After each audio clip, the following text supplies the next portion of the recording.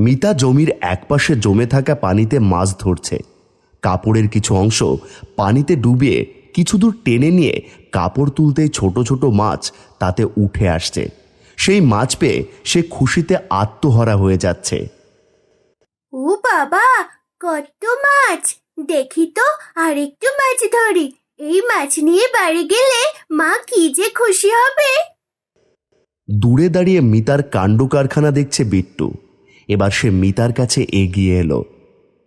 ওই মিতা, বৃষ্টিতে ভিজে ভিজে এগুলো কি করছিস? মা দেখলে ভীষণ বকা দেবে। ও ভাইয়া, এদিকে আসো, দেখে যাও এখানে কত মাছ। এই দেখো আমি কত মাছ ধরেছি। বিট্টু এগিয়ে গিয়ে দেখলো আসলেই অনেক মাছ জমিতে।